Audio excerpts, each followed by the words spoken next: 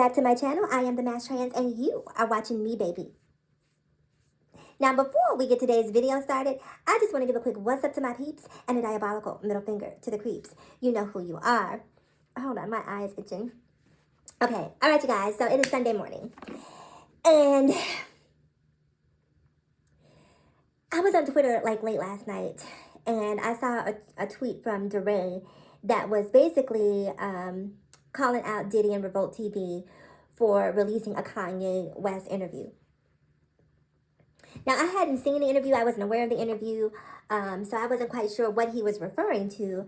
And then this morning, I wake up to an excerpt from the interview where Kanye is essentially saying that Derek Chauvin is not responsible for the death of George Floyd. And instead, it is fentanyl that is the direct cause of death for George Floyd. Let me do this. Hold on one second, you guys. Let me pull it up here really quick because I need y'all to hear what I heard. It's just one of those things that when I hear it, I'm like, you know, it's like one of those let me grab my Q-tips moments where you have to go in and make sure that you're hearing what you're hearing, because what you're hearing is so next level ridiculous. Okay, here it is, guys. Let's listen. Candace Owens put up. One of the things that his two roommates said was, they want a tall guy like me. They want a tall guy like me. And the day when he died, he said a prayer for, 8 minutes. He said a prayer for 8 minutes. They hit him with the fentanyl.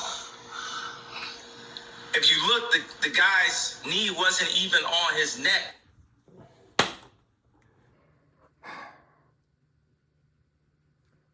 Now this stuff right here pisses me off, right?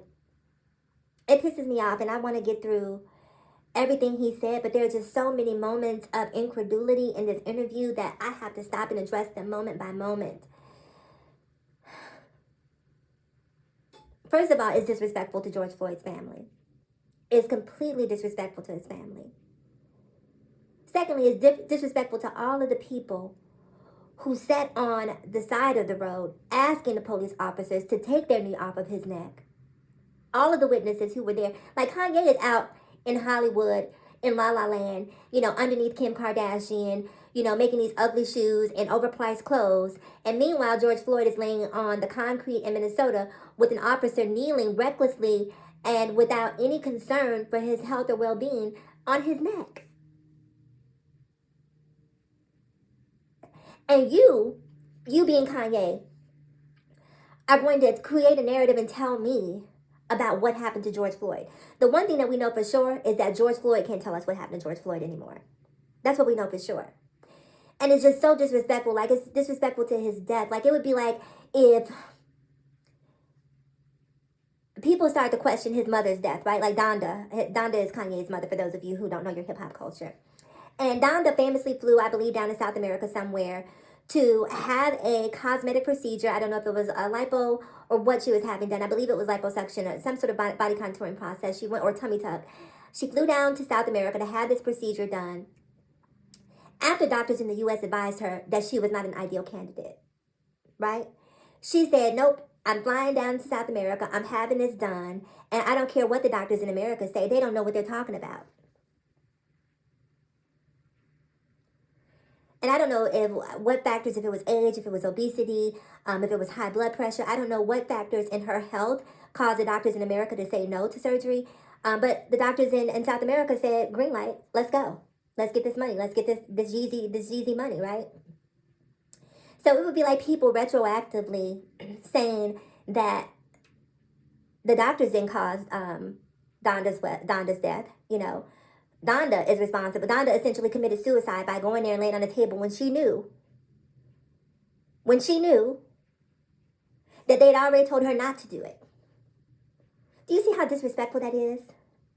Because it's disrespectful because I don't know what happened. I wasn't there. I don't know the ins and outs of Donda's story.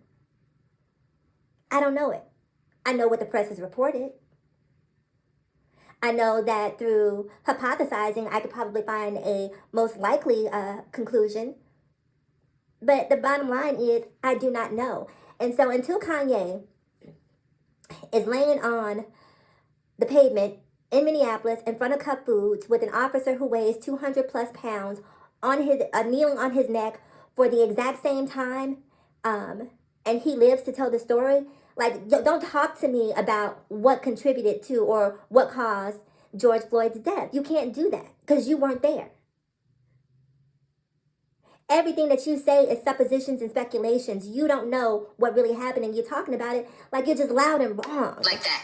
When he said mama is his girlfriend. They said he screamed for his mama. Mama was his girlfriend. It's in the documentary. But something that hit me, that fucked me up when I was watching the documentary, and it said, Mama is his girlfriend. Y'all gotta give me a break for a second, just because I don't know what's going on with this dude. I really don't. I don't know, and I know a lot of people were calling Diddy out for releasing this interview, and you know, I think the reason that Diddy released this interview is twofold. The bottom line is that this interview is going to gain a lot of traction. Lots of people are going to be looking at it and talking about it, and so it's definitely beneficial in the sense that it's going to help promote the Revolt brand and get a lot more people aware of this particular show, Drink Champs, as well as the Revolt channel itself. Also, the benefit is that Kanye and Diddy had this exchange when Kanye came out in the White Lives Matter t-shirt at his Paris fashion show, and Diddy called him to the carpet about that, and Kanye, you know, went Yeezy on Diddy. Maybe Diddy is just like, you know what, y'all really don't know who y'all dealing with, right? Y'all keep on playing with it like it's not really what it is. Y'all don't really think that, you know, it's next level. And so let me release this interview so you can really understand who and what you're dealing with. Because y'all keep playing with this like this man is not dangerous. Like the rhetoric that he is spewing is not dangerous. And it is. Because there's a segment of our population who is eating this nonsense up. They are eating it up. And here he is promoting a Candace Owens documentary, which I absolutely refuse to watch. I absolutely refuse to watch it. I'm not going to lie and say I'm not curious about it. But I'm someone who believes that you really have to be selective about the things that you ingest, right? What you take in, what you filter into you. So for that reason, I'm not watching that garbage. I can't. He goes on in this interview to talk about Chase Bank and how Chase closed his account, blah, blah, blah, blah, blah, blah, blah. Listen, billionaire struggles are not my struggle. I don't care about billionaire problems. I don't care about billionaire struggles. Ain't my struggle, bruh. Ain't my struggle. Woe is me. Chase closed your account for whatever reasons that they didn't agree. And all of this, I was reading earlier this week that Chase closing Kanye's account predates all of this other stuff that has happened. So a lot of people thought that Chase closed the account because of Kanye wearing the White Lives Matter t-shirt, because of Kanye making anti-Semitic statements. And so as a result of that, Chase decided to stay and cut the cord with Kanye. And a lot of people were saying, well, okay, but you didn't do the same thing to Jeffrey Epstein. And I made a previous video essentially saying how there was this case that went to the Supreme Court of a couple out of Oregon, a gay couple, who wanted a bakery to make a cake. And all of these quote-unquote conservatives were behind this bakery in the sense that they felt like it was their right, in terms of religious freedom, to deny service to an LGBT couple because it went against their religious beliefs, and they shouldn't be forced to do business with someone who they don't align with. And so I'm just curious why or how conservatives don't have that same position when it comes to Chase Bank. If Chase Bank is like, look, we don't rock with him, but we rock with Jeffrey Epstein, and you believe in a business's right to make choices and decisions based on their religious freedom, because as I said in my previous video, the one thing that people need to understand is that they don't want religious freedom. They want Christian freedom, right? Because Satanism is a religion. Muslim is a religion. Judaism is a religion. Buddhism is a religion. I mean, the list goes on and on and on and on and on of all the different religious factions that are out there. And so if we are, as a society, are to adopt this culture of religious freedom where you are able to move and operate a business based on what aligns with your religious beliefs, then be prepared for that. Then be prepared that sometimes it might mean that the person that you're dealing with does not follow your Christian doctrine, and so their beliefs are not aligned with yours.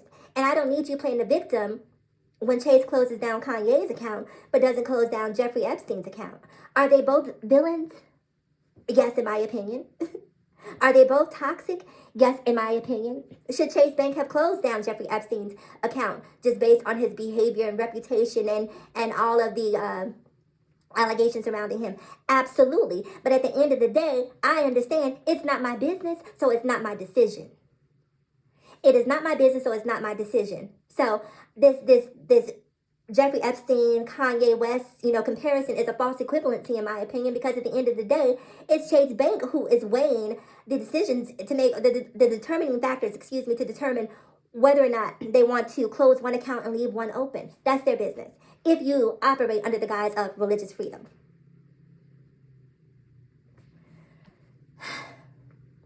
Kanye is on one.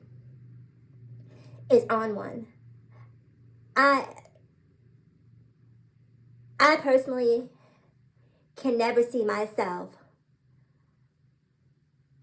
supporting Kanye in any way, shape, or form.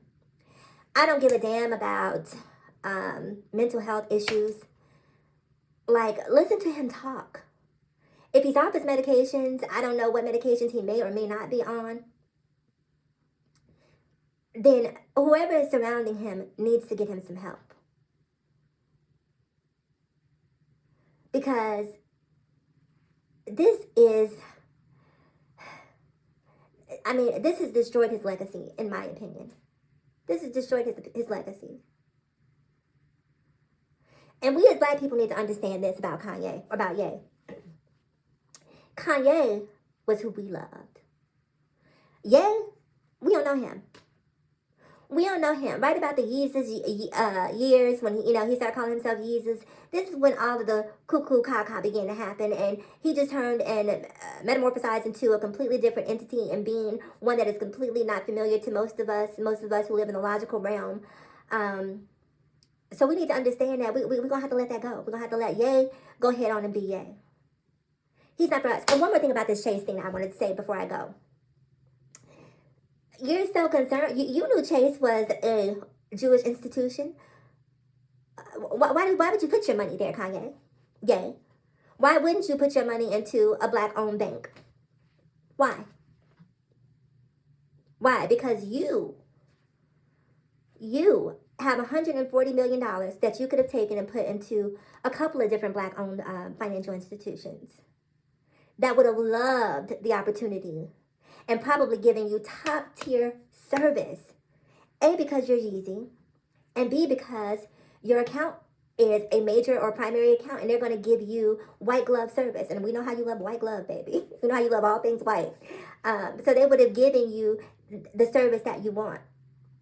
But you don't believe black businesses are fit to do business with. You only believe black consumers are fit to take advantage of financially. So you want to take the money from the black community, but you don't want to put it back into black financial institutions.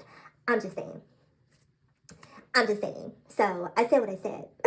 So anyway, you guys, I'm curious to know what you think about this interview with Kanye on Drink Champs. And I really wish that Noriega would have, these people need to stop letting Kanye just talk like he knows what he's talking about. Stop it. Noriega should have called him to the carpet. I heard him at one point say that he wanted to say something in regards to the whole George Floyd narrative that Kanye was going on, or a tangent.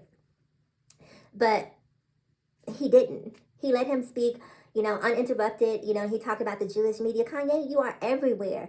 You're on Tucker Carlson, you're on Drink Champs. I mean, everything that you say pretty much goes viral. If the Jewish media was controlling what you had to say, why is so much of what you have to say out here?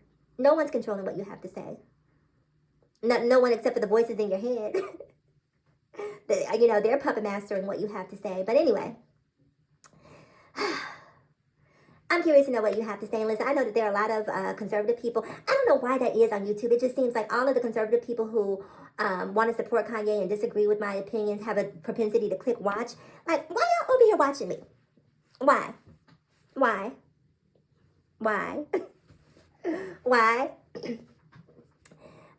But if you are watching, I hope that you gain something from watching these videos, because what I'm saying is the truth. What Kanye's saying is some bullshit.